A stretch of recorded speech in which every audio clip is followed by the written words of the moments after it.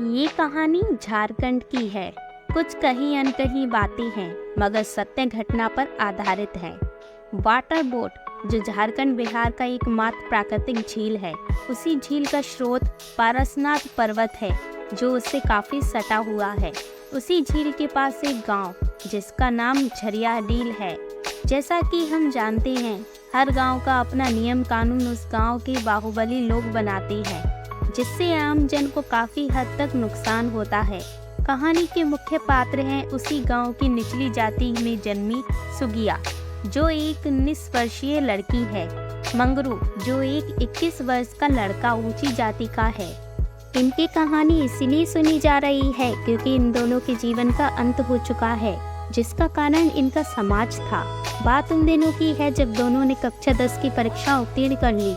दोनों की मित्रता इसी दौरान हुई। फिर दोनों प्रेम संबंध में आए। यूँ कहें कि दो जिस्म एक जान हो गए थे।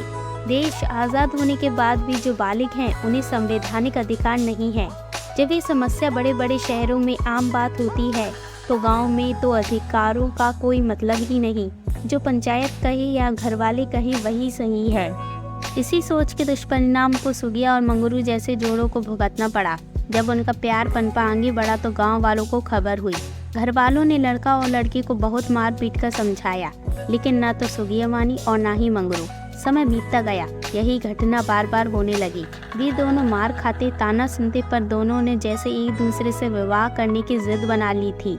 बात पंचायत तक पहुंची तो पंच ठहरे ऊपरी जाति के। उन्होंने भी लड़की वालों को ही गलत ठहराया और लड़के को दूर रहने को कहा, लेकिन मंगरू सुगिया का साथ नहीं छोड़ना चाहता था। उन दोनों का गांव के चौराहे पर मिलना, चोरी छिपे झील में जाना सभी को पता था। उन दोनों की प्रेम कहानी हर एक की जुबानी बन गई थी। कुछ लोग उन्हें वासना के पुजारी कहते तो कुछ लोग राधा कृष्ण का स्वरूप। दिन बीतता गया, साल बढ़ता गया। उनके प्रति गांव वालों और घर वालों का घृणा चरम पर था। जैसे उन्होंने प्रेम नहीं, भारत माता के दामन पर दाग लगा दिया हो, कोई देशद्रोही वाला काम किया हो।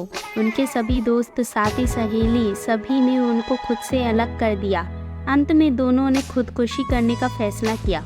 उन्होंने रणनीति तैयार कर एक दूसरे को समय अनुसार उसी झील पर बुलाया, क्योंकि दोनों उसी में कूदकर आत्महत्या करने वाले थे। उन्होंने दिन तय किया, क्योंकि लड़का लड़की एक दूसरे के होकर मरना चाहते थे।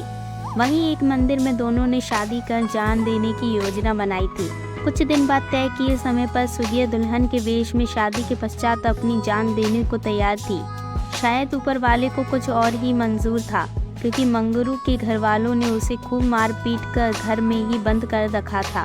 वो रो रहा था, तड़प रहा था कि मुझे जाने दो, पर उनके भाइयों ने उसकी एक ना सुनी। वो घर पर ही अधमरा हो चुका था। इससे पहले मंगरू को कई बार जहर देकर घर वालों ने मारने की कोशिश की, जो नाकामयाब रहा। सुगिया डैम पर समयानुसार पहुंच चुकी थी, लेकिन मंगरू नहीं आया। फिर भी सुगिया ने उसका इंतजार किया। उससे बात करने के लिए वहां से जो लोग गुजरते उनसे वो मोबाइल मांगती और मंगरू को फ़ोन लगाती, पर उसका फ़ोन कहाँ लगने वाला था। उसका मोबाइल तो उसके घर वालों ने ले लिया था। सुगिया शाम तक वहीं रही और मोबाइल लोगों से मांग कर मंगरू को फ़ोन करती। जब रात हुई तो उसने सोचा होगा कि मैं घर चली जाऊं, लेकिन वो घर भी किस मुंह से जाती। किसी को घर में कहाँ कुछ फर्क पड़ने वाला था। उसने उसी जंगल में रात बिताई। फिर सुबह हुई तो जो लोग वहां से पार हो रहे थे उन्हें फिर मोबाइल मांगकर मंगरू को फ़ोन करने की कोशिश करती, लेकिन ना मंगरू आया और ना ही उसका फ़ोन। वो पूरी तरह से टूट चुकी थी। रो रो कर बुरा हाल था। उसी दौरान उसके घर वाले दूसरों के कहने पर सुगिया को खोजने आए। तब सुगिया जंगल में न जाने कहाँ छुप गई कि उसे कोई खोज न पाया। सुगिया बिना खाए पिए 2 दिन से थी। अब तो उसका शरीर भी जवाब दे रहा था। फिर भी वो रास्ते में किसी अजनबी से मोबाइल मांगती और मंगरू को फ़ोन करती, लेकिन सुगिया के प्रेमी मंगरू से उसकी बात न हुई। उस रात भी वह जंगल में रही, भूखे प्यासे, लेकिन उसके इस हालत पर किसी को भी तरस न आई। जंगल में छिपे माओवादियों ने उसका बलात्कार कर उसे पूरी तरह से बर्बाद कर दिया। उसके अगले ही सुबह सुगिया ने हिम्मत जुटाकर झील में कूदकर आत्महत्या कर ली और वो इस जालिम दुनिया को छोड़कर चली गई। बात यही खत्म नहीं हुई। अब कहानी में नया मोड़ आता है। सुगिया की मौत आग से भी तेज पूरे गांव में फैल गई। थोड़ी देर से ही सही, पर मंगरू को भी इस बात का पता चला। वो तो पहले से ही अधमरा था। अब ये खबर सुनने के बाद वो पूरा मर गया, मानो जिंदा लाश बन गया हो। वो चीखने चिल्लाने लगा। अब तो घर वाले भी हार मान गए। कुछ दिन बाद जब ये सब शांत हुआ, लोगों के दिमाग से खत्म हो चुका था, लेकिन सुगिया ने ऐसा होने नहीं दिया। लगभग 7 दिन बाद उस रास्ते में जो भी जाते उसे सुगिया की आवाज़ सुनाई पड़ती। ओ भैया ज़रा मोबाइल दीजिए ना, एक नंबर पर कॉल करना है। लेकिन वहाँ कोई भी उस लड़की को नहीं देख पाता, केवल उसकी आवाज़ सुनाई देती थी। इस बात की पुष्टि वहाँ के गांव वालों ने की। साथ ही आते जाते लोगों ने कई दफ़ा कुछ सुनी भी। कुछ लोग डरे, कुछ तो मौके पर ही बेहोश हो गए। बात यहीं खत्म नहीं हुई। अब सुगिया मंगरू को हुबहू अपने आसपास दिखाई देती, कभी उसके सपनों में तो कभी उसको पुकारती हुई कि तुम आओ, मैं तुम्हारा इंतज़ार कर रही हूँ। अंत में मंगरू पागल हो गया। वो सिर्फ सुगिया का ही नाम लेता। अभी मंगरू रांची के पागल खाने में भर्ती है। फिलहाल उसका इलाज चल रहा है, पर शायद वो जीना नहीं चाहता। अभी भी वो बस एक ही वाक्य कहता और रोता है कि सुगिया मैं आ रहा हूँ, फिर चीखता और चिल्लाता है। मंगरू के इलाज में विज्ञान भी फेल हो गया, उसकी झाड़ फूक भी हुए, लेकिन वो ठीक नहीं हुआ। आज के ज़माने में ऐसी घटनाएं हो रही हैं जिससे युवा पीढ़ी टूट सकता है। मैं पूरे भारतवर्ष के लोगों एवं महाअनुभवों, मेरे माता पिताओं और तमाम अभिभावकों से पूछना चाहती हूँ कि जब आप जवान थे, आप जब प्रेम संबंध में थे, तब आपको अपना प्रेम राधा कृष्ण जैसी लगती थी, किंतु वर्तमान युवा पीढ़ी के प्रेम में आपको वासना दिखाई पड़ता है।